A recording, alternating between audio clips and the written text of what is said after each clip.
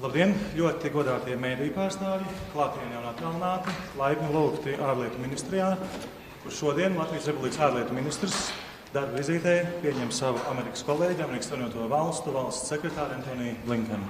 Vārds Latvijas ārlietu ministram Edgaram Rinkēvičam. Labdien, godātie mēdīju pārstāvi. Tikko beidzās ļoti labas un produktīvas sarunas ar ASV valsts sekretāru Antoniju Blinkenu. Tas, ka mēs sēžam tik tālu un ar tādu distanci nenozīmē, ka mums ir kādas domstarpības. Diemžēl epidemioloģiskais protokols ir jāievēro visiem.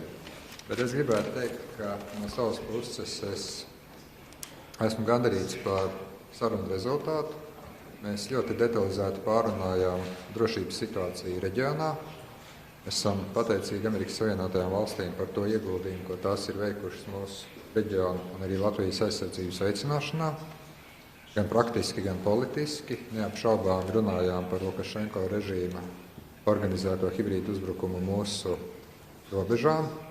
Latvijas, Lietuvas un Polijas robeža, ne tikai nacionāla robeža, bet arī Eiropas Savienības un NATO robeža. Un mēs esam gandarīti arī, ka ir pilna izpratne un atbalsts no ASV puses tam, lai šo hibrīdu uzbrukumu atvairītu. Kopā ar valsts sekretāru apspriedām arī situāciju Ukrainā un ap Ukrainu. Un šeit mēs esam pilnīgi viensprātis, ka Krievijas bruņoto spēku mobilizācija, arī tās kustības, ko mēs redzam, ir ļoti satraucošas.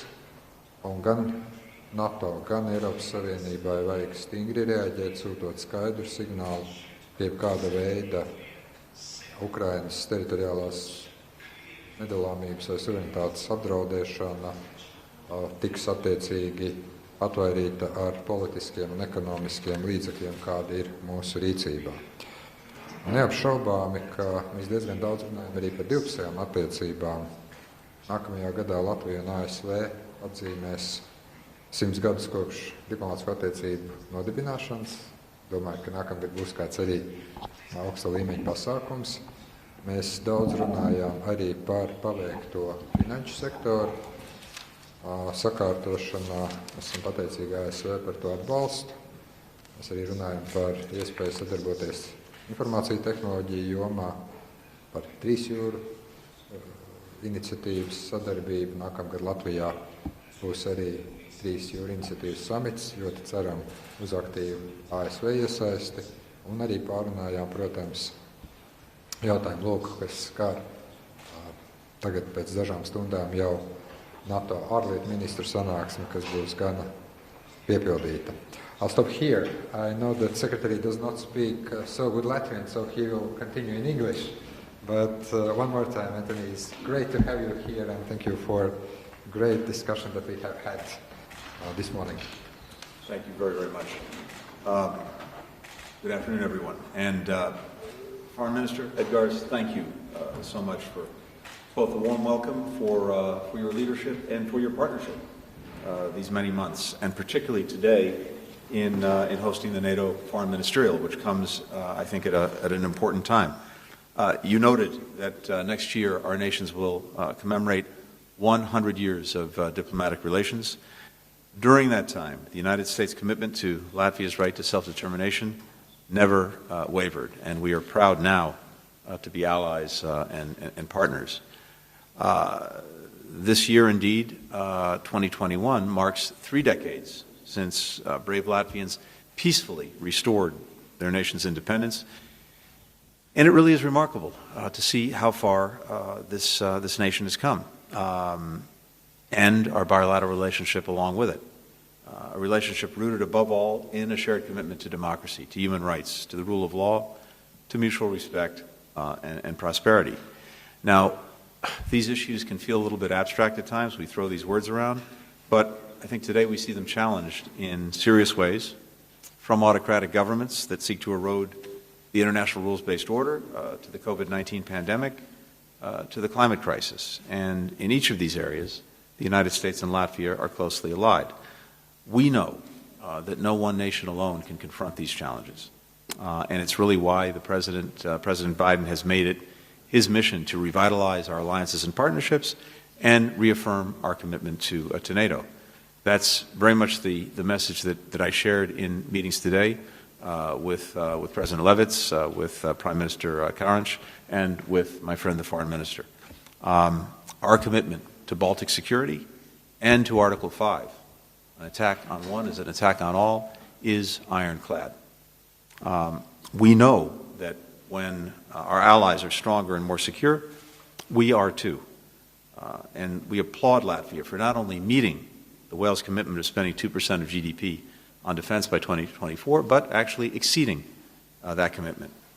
We've been proud to support that effort. We've provided more than $400 million in security assistance to Latvia since 2015 to strengthen its military and also to enhance its capacity to operate side by side with NATO allies. Additionally, NATO has deployed 4 multinational battle groups to Latvia, Lithuania, Estonia, and Poland to bolster deterrence in the wake of Russia's invasion of Ukraine in 2014.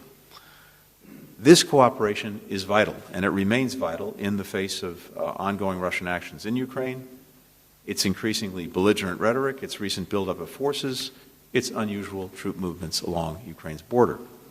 I'll have a lot more to say about that tomorrow after I've had a chance to consult with our allies in the NATO meetings that start this afternoon. But for now, let me just reiterate that any escalatory actions by Russia would be of great concern to the United States, as they would to Latvia, and any renewed aggression would trigger serious consequences. We go into this NATO ministerial knowing that it's not enough to simply recommit to NATO, but to reimagine the alliance and other tools of the transatlantic partnership so that we can defend ourselves against 21st century threats and seize 21st century opportunities. And here again, Latvia is playing a vital role. Consider, for example, the leadership that Latvia has demonstrated in the NATO Strategic Communications Centers of Excellence, which brings together the civilian, military, private sector, and academic experts to collaborate effectively on countering disinformation. This is crucial, as autocracies are increasingly using disinformation to foment division and erode trust in our democracies. Latvia has hosted the center since 2014. It's its biggest contributor. It's been a leading innovator on this issue, and something we talked about in our meeting. And that includes Latvia's efforts to launch a more coordinated response to beat back disinformation on COVID-19, something that both of us are seeing. As Edgar's noted, Latvia will host the 3 Cs Initiative Summit and Business Forum next summer. At its core, this forum is about demonstrating how democratic values can put governments in a stronger place to deliver inclusive, sustainable growth that all of our people are looking for, whether that's by expanding trade, fighting corruption, or investing in infrastructure to create jobs, to connect people and communities, and to increase resilience to a warming climate. Another area where Latvia's leadership has been indispensable is in addressing the challenges posed by Belarus and the Lukashenko regime. Latvia has been a very strong voice in the European Union for holding the Lukashenko regime accountable for its violent repression of the Belarusian people. At the same time, Latvia's government and civil society has stood with Belarusians as they've expressed their democratic aspirations and demanded respect for human rights. That includes providing support to Belarusian journalists and other members of civil society and offering safe haven for many democracy advocates who've been targeted by the regime. We join Latvia in condemning the cynical and inhumane way that Lukashenko regime has exploited vulnerable people to orchestrate irregular migration flows across its borders. And we recognize the right of the Latvian government and others in the region to secure their borders, consistent with international law and the humane approach that's needed. Finally, today marks the 80th anniversary of the beginning of the Rumbala massacre. From November 30 to December 8, 1941, an estimated 25,000 Jewish men, women, and children, most of them Latvians, were murdered by the Nazis in the forest near here. Most of them were executed in just 2 days. We welcome Latvia's efforts to remember all of the victims of the Holocaust, including those killed in the Rumbala, and to ensure that its people know the dark history of that time. And we're grateful as well to the country's ongoing efforts to combat anti-Semitism in all its forms. And we're encouraged by the recent momentum in Latvia to provide a measure of justice for Holocaust victims and their families by addressing property stolen during that time. In closing, let me just say that we're profoundly grateful to Latvia for its partnership, for its friendship, for its leadership in addressing challenges that we face in the region and around the world, in strengthening the alliances that we're part of, in defending the values that unite us and that we care about most. Edgars, thank you. It's as always great to be with you and wonderful to be in Latvia. Many thanks, Mr. Secretary. Lielas paldies, ministrs kungs. Tagad mēs pārējām pie jautājumu sadaļas. Vārds Latvijas pārstāvēji TV3 Ievārna. Lūdzu. Labdien, paldies. Man būs jautājums ASV valsts sekretāra kungam. Sakiet, lūdzu, sakarā ar esošo drošības situāciju, Baltkrievijas īstenoto hibrīdu karu pret Eiropas Savienības un NATO ārējām robežām, arī Krievijas militārajām aktivitātēm, vai Amerikas Savienotās valstis varētu apsvērt palielināt savus spēkus šajā reģionā? Paldies.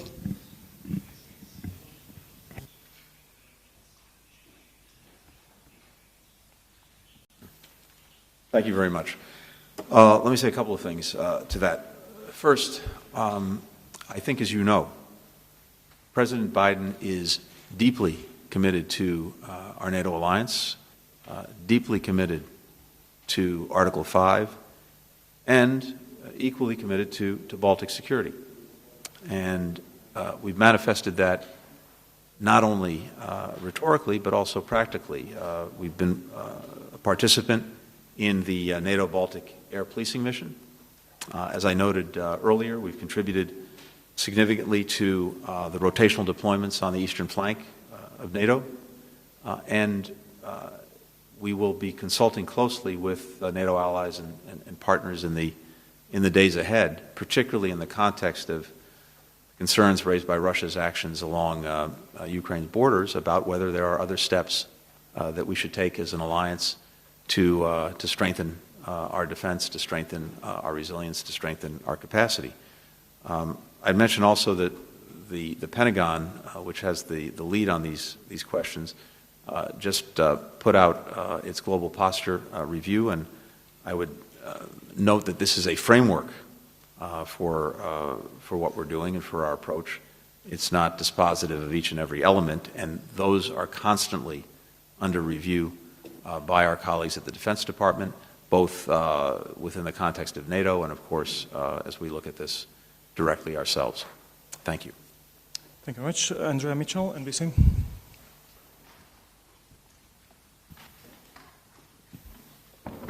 Thank you, Mr. Secretary. Andrea. Mr. Secretary, how do you assess Ukraine's claim of an attempted Russian coup against Ukraine? Could the U.S., what steps could the U.S. take, if you could be more specific, to deter a possible Russian invasion of Ukraine?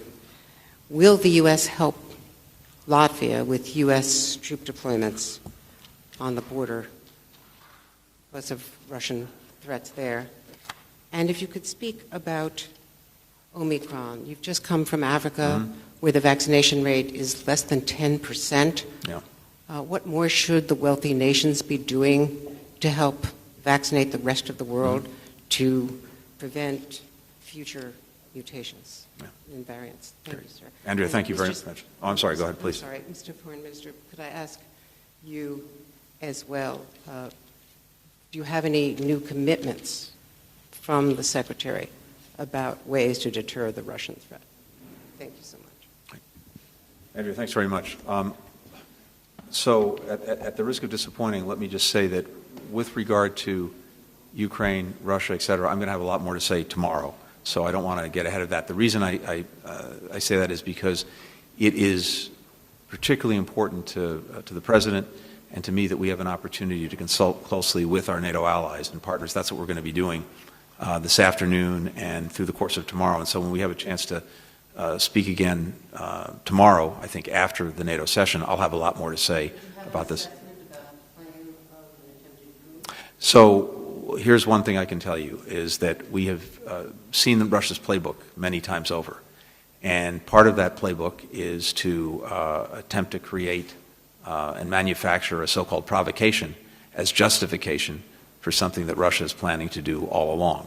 And so whether what's been reported fits into that playbook, I don't know, But as I've already said on a couple of occasions, and again, we'll have a lot more to say about it tomorrow, we are very concerned about the movements we've seen along Ukraine's border. We know that Russia often combines those efforts with internal efforts to destabilize a country.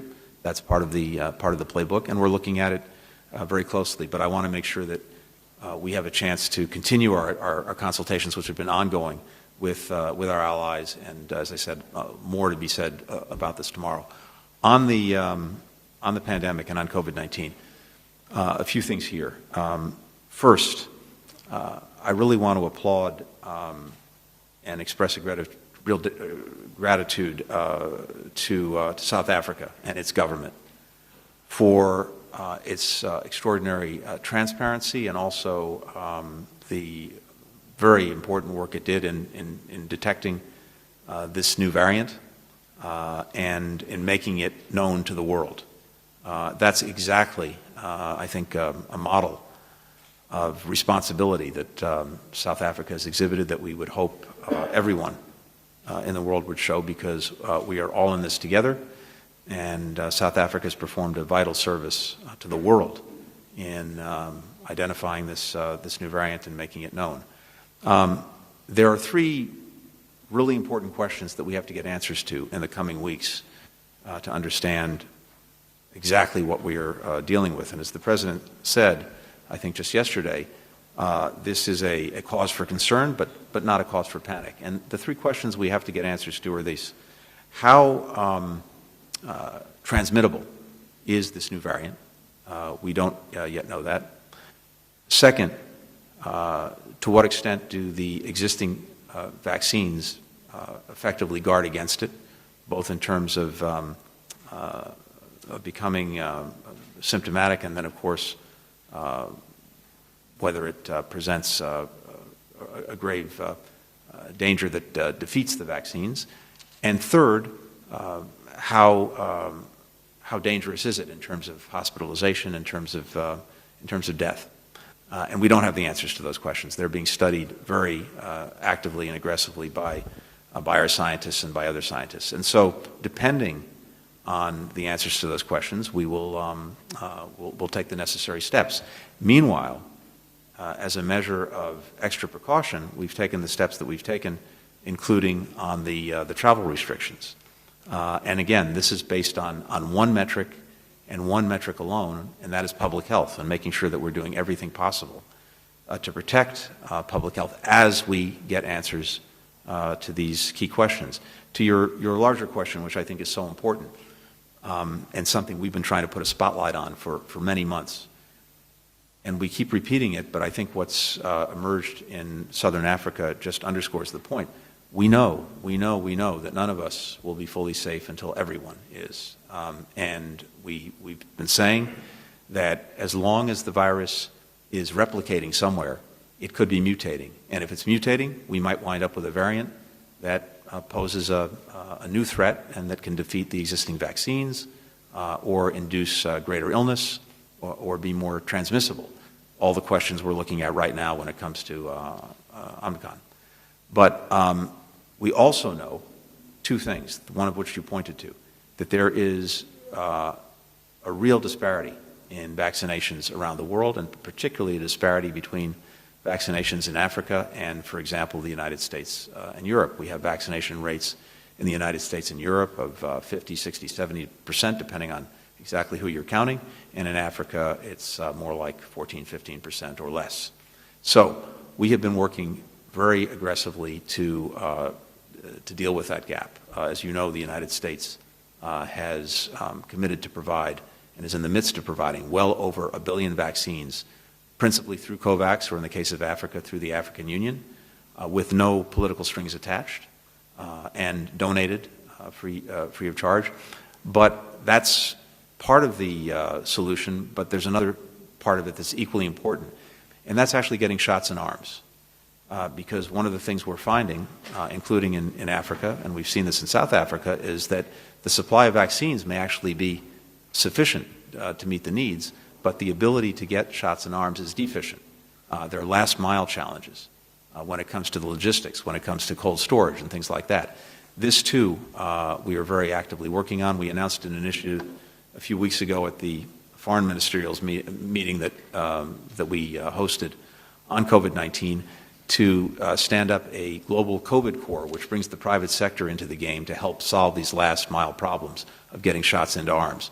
We're putting that into motion now. USAID is working on other initiatives to deal with the logistical challenges. So we're bringing all of this together. Foreign ministers are going to be meeting on a very regular basis on this to drive this from our perspective. Development ministers, USAID, will be doing the same thing. And so we want to close the gap, both in terms of the vaccines delivered and the vaccines actually administered. That is ultimately the solution to this challenge. Ed Garson. Just a very quick word. Let me say that there is a very strong commitment by the United States towards our defense and security, and frankly, we don't need any new commitments because the one we have is already very strong. Rotational presence. The Secretary mentioned also the US-led battle group in Poland. What we have agreed that we will continue working closely together not only on military, but also on cybersecurity issues, including 5G networks, including countering cyber attacks, and also disinformation, because we are the country that is quite affected by that.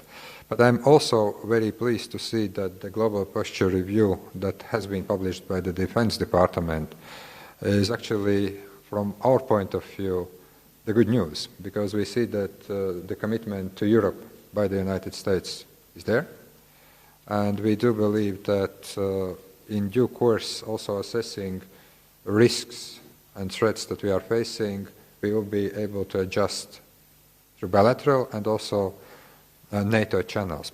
And a very quick word on vaccines, because I think it is very important. Also Latvia, well, we are not probably the richest country in the world, but we understand that it is very important to provide vaccines to countries in Africa. We have done it already through COVAX mechanism and also bilaterally to Kenya, to Tunisia. And I think that what we are seeing right now, it is important, of course, to fight COVID in our countries. But if we don't address also countries where the vaccination rate is very low, then those mutations will come back and we will be fighting that pandemic more and more, and we will have to restrict movement, we will have to restrict our daily life, and I think that the realization that this is the global effort is slowly coming to everyone. Liels paldies, Uģis Lībijams, Latvijas radio. Hello, I would try to speak in English and to Mr. Secretary.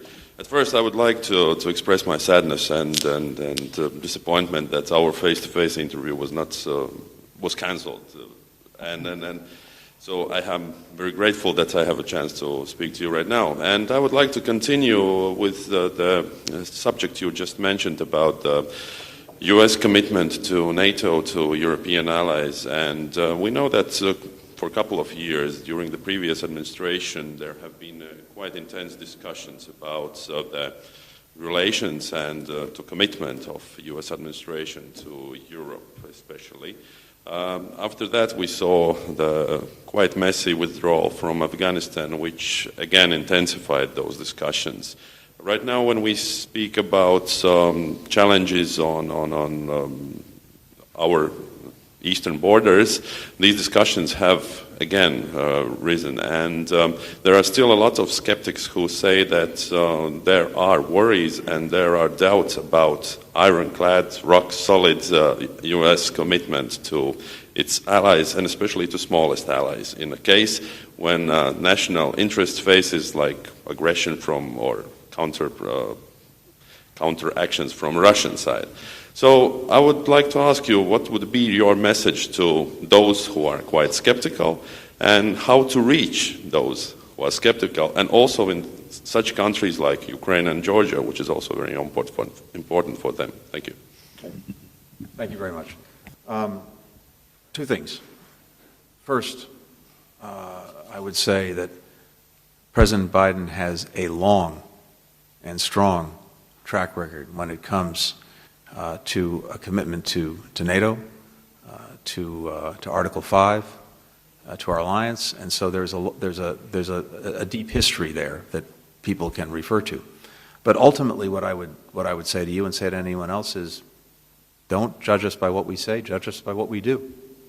That's the ultimate test. So let's see what emerges from the meetings that we're having this week. I think you've already seen, based on the NATO summit that took place at the leaders level, a strong recommitment to NATO, not just rhetorically, but in the work that we're doing to modernize the alliance, to be able to deal with the challenges that we face now, including many of the challenges that Edgar's referred to in gray zones and in hybrid tactics of one kind or another. There's a determination to do that and a program to do that through a revised strategic concept. The last time NATO published a strategic concept was in 2010, when Russia was considered a partner. China wasn't mentioned, and most of these hybrid methods of aggression didn't exist or were not known. So this is very important work, and I would focus on that and making sure that we do the work, as well as the commitments that countries are making, including the United States, to defense and to deterrence. And finally, the actions that we take to stand up to aggression or the threat of aggression, renewed aggression from Russia when it comes to Ukraine, or for that matter, the situation in Belarus. But bottom line is this: we will be judged by what we do, and I would focus on that and invite people to focus on that. Thank you. Very much, and we have time just for one more question. Alexander Yanievsky, Voice of America. Over there. Thank you, Mr. Secretary. Talking about China, so recently China and Belarus signed a memorandum on military cooperation, and I would like to know what's the United States' take on that. And following up on Ukraine, also Belarus is now conducting military drills with Russia on southern border, and what's your take on that as well? Thank you. All right. Thank you. I guess my first reflection is to say we're extremely fortunate to be here in Latvia today, a member of the NATO alliance, a member of the European Union, both voluntary groupings of countries, more than 24 in each, that are united by shared interests, by shared values, something that really stands out. Whether Belarus or other countries may have marriages of convenience, if not conviction, with other countries is something for them to decide, not for us. We're focused on the actions, unfortunately, that Belarus has been taking, both in terms of repressing its own people and their democratic aspirations, as well as we were talking about earlier, using migration as a weapon to try to sow division and destabilization in Europe. We are in close coordination with the European Union, preparing follow-on sanctions that will hold the regime accountable for these hybrid operations and its ongoing attacks on democracy, on human rights, on international norms. And the bottom line is this: as long as the regime in Belarus refuses to respect its international commitments, undermines peace and security in Europe, continues to repress and abuse its own people who are simply seeking to live in freedom, we will continue to put pressure on the regime, and we will not lessen our calls for accountability. That's our focus. Thank you. Thank you very much, Mr. Minister. Secretary of State, that concludes our press conference. Thank you.